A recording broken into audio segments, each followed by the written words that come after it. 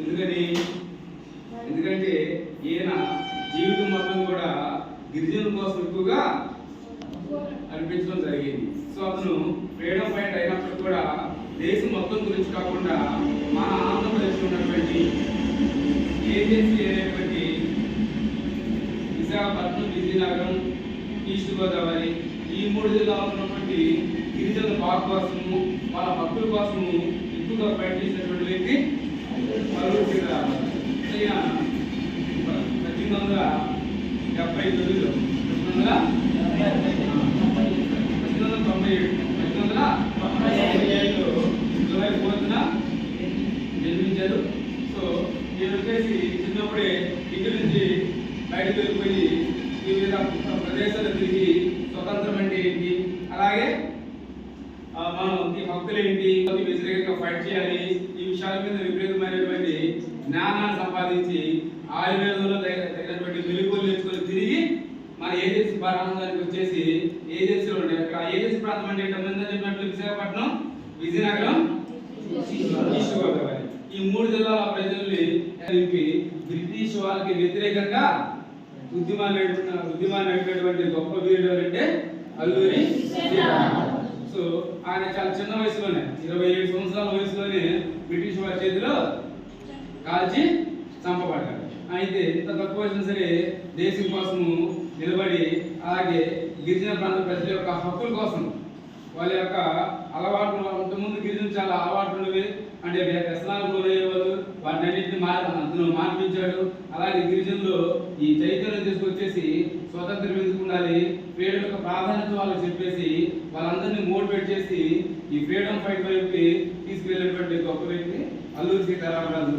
కాబట్టి ఆయన జన్మదిన సందర్భంగా ఈరోజు జూలై 4న ఆయన జయంతి జరుపుకుంటున్నాము. ఓకే, నాకు అవకాశం ఇచ్చినందుకు మీ అందరికీ ధన్యవాదాలు తెలుపుతున్నాను. మన ప్రిన్సిపల్ సార్ గారిని మాట్లాడాల్సిందిగా కోరుతున్నాను.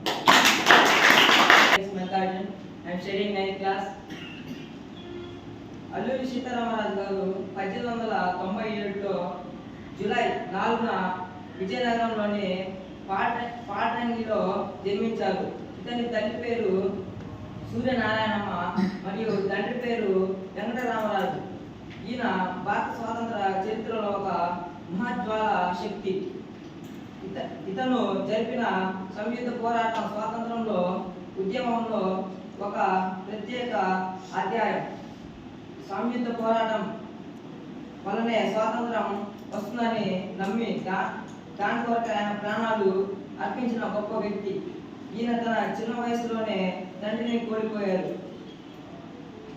ఆదాయం లేక పేదరికంలో అతని కుటుంబం అష్ట కష్టాలు పడింది. ఈయనకు చిన్నప్పటి నుండే దైవశక్తి, నాయకత్వం లక్షణాలు, ధనగుణం ఉండేవి. తుని సమీపంలో పేద తల్లి ఉన్న రామలింగేశ్వర ఆలయంలో కొంతకాలం తపస్సు చేశారు. ఆ రోజుల్లో ఏజెన్సీ ప్రాంతాల్లో ప్రజలు తెల్లదొరల చేతిలో అనేక దోపిడీలకు గురయ్యేవారు.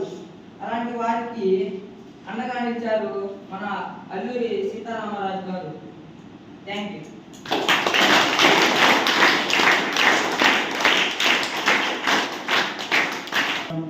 నాకు తెలిసిన కొన్ని విషయాలు చెప్తాను. ఎందుకంటే నేను అటు పనిచేసి వచ్చాను. ఎక్కడెక్కడ ఊళ్ళలో పనిచేసి వచ్చానంటే అన్నదేవరపేట ఒకటి, కేడీపేట ఒకటి, అట్టదేగడ ఒకటి, వేలేశ్వరం ఒకటి, ఇంకా కొన్ని ఉన్నాయి, రంచోడవరం. ఈ ఏరియాలో దట్టమైనటువంటి అడవి ఏరియాలు ఇవన్నీ నేను చేసినప్పుడు అంటే 2002 నుంచి 2012 వరకు ఏజెన్సీలోనే ఉన్నాను. ఏజెన్సీ అని ఎందుకంటారంటే బ్రిటిష్ వాళ్ళు పరిపాలించడానికి ఏజెన్సీ కింద పెట్టి పరిపాలించేవాళ్ళు. వాళ్ళు ఏజెన్సీలు పెట్టి దాని కాలక్రమేణా ఏజెన్సీ ప్రాంతం వచ్చింది. అప్పట్లో వాళ్ళు పరిపాలనకు అనుకూలంగా ఉండడం కోసం ఏజెంట్లు పెట్టేవారు. ఏజెంట్ పెట్టి ఏం చేసేవారు, పన్నులు వసూలు చేయడం వాళ్ళ పని. అడవులలో తేనె, కర్రలు, మంచాలు ఎన్ని కొనుక్కోవడం వాటి కోసం ఏజెంట్లు పెట్టి అలాగా పెట్టుకున్నాం. ఈ అడ్డతీగల్లో పోలీస్ స్టేషన్ ఉంది ఒకటి, నేను చూసాను పోలీస్ స్టేషన్, అల్లూరి సీతారామరాజు దాడి పోలీస్ స్టేషన్ అనమాట.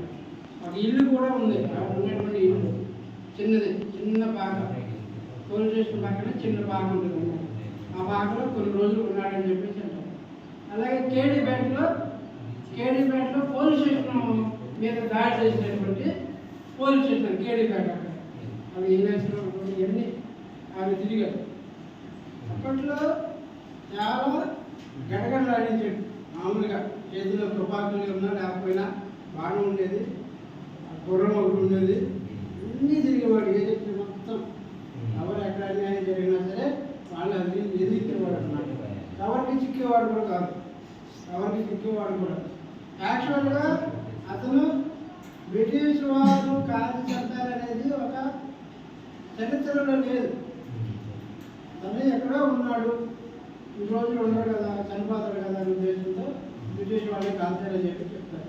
కానీ ఎక్కడో అక్కడ మునేశ్వరంగా ఉండిపోయాడు, ఆ తర్వాత చనిపోయాడండి. అక్కడ చనిపోయాడంటే అప్పుడు కోనసీమ జిల్లాలో ఒక దేవుడు అన్నవరం దేవస్థానం ఉంది, అందులో పనిచేసుకుంటూ చనిపోయాడని అర్థం. మనకు చరిత్ర చెప్పేటటువంటి ఇవన్నీ. తర్వాత ఇప్పుడు గవర్నమెంట్ ఏం చేసిందంటే ఏజెన్సీలు అందరూ పరిపాలించారు కాబట్టి, అందరినీ బాగోగుంటుంటారు కాబట్టి అక్కడ జిల్లా పేరు పెట్టారు. ఆయన ఏంటది అల్లూరి సీతారామరాజు జిల్లా, ఏఎస్ఆర్ డిస్ట్రిక్ట్ అంటారు.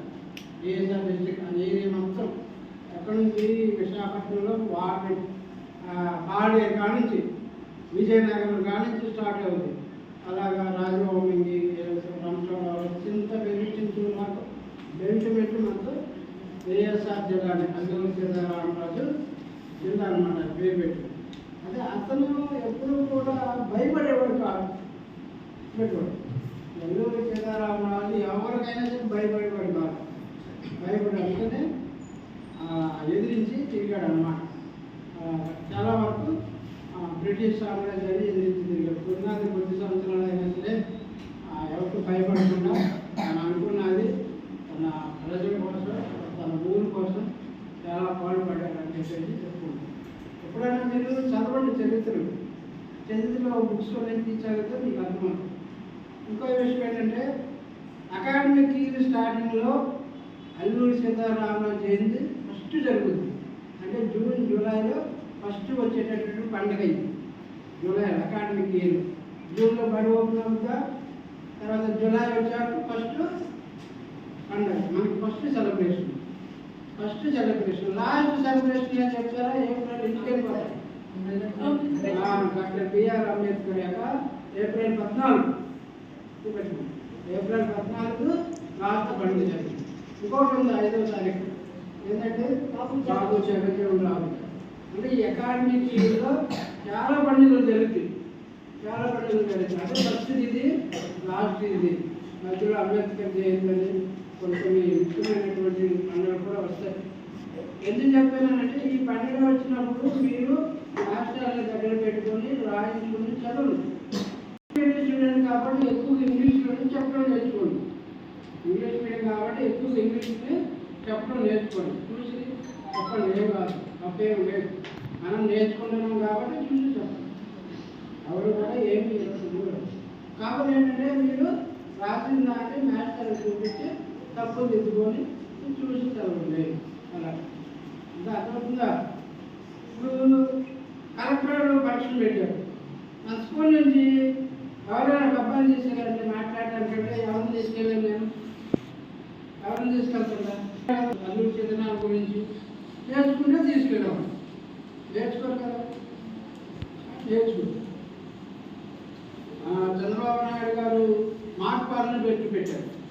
మాక్ పార్లమెంట్, మాక్ అసెంబ్లీలో చాలామంది పిల్లలు పాల్గొన్నారు. అప్పుడు ఇది బాగా చేసినట్టయితే మిమ్మల్ని కూడా పంపాడు. చెప్పేసుకున్న వాళ్ళు తయారు చేసుకున్నారు, ఆటలు తయారు చేసుకున్నారు, మనుషులను తయారు చేసుకున్నారు, ఇలాగ తయారు చేసుకున్నారు. వాళ్ళు తయారు చేసుకొని కొంతమంది సెలెక్ట్ చేసుకొని హైదరాబాద్ అక్కడ తీసుకెళ్ళి సచివాలయంలో మాకు అసెంబ్లీ పెట్టుకున్నాం. సెలెక్టెడ్ పీపుల్ అన్నాం. మంచి మార్కులు ఇచ్చినమాట, మంచి మార్కులు ఇచ్చినని ఫెసిలిటీస్ చేసి ఇవన్నీ మీరు చదువుకునే దశగానే నేర్చుకుంటే బాగా చదువుకుంటే సమాజంలోకి వెళ్ళిన తర్వాత మీ కళ మెరుగులు ఉండాలో చేస్తారన్నమాట. నేను ఫంక్షన్ పెట్టినప్పుడు మీరు భయపడకూడదు. చిన్న చిన్న మాటలు నేర్చుకోండి. సీతారావు గురించి ఇంకెవరైనా చెప్తారా? చెప్పండి. మేడం గారు పెళ్లి చేస్తున్నారు, ఈ సారేమో బహుమతులు తీసుకొచ్చారు, కొన్ని మీకు మంచిగా ఉన్నట్టున్నారు. మీకు ఏం కావాల్సిన అవన్నీ మా సార్లందరూ ప్రొవైడ్ చేస్తున్నారు. మీరు కష్టపడకుండా చదువుకోవడమే మీ పని. చదువు అందరూ మంచిగా చదువుకుంటారని చెప్పేసి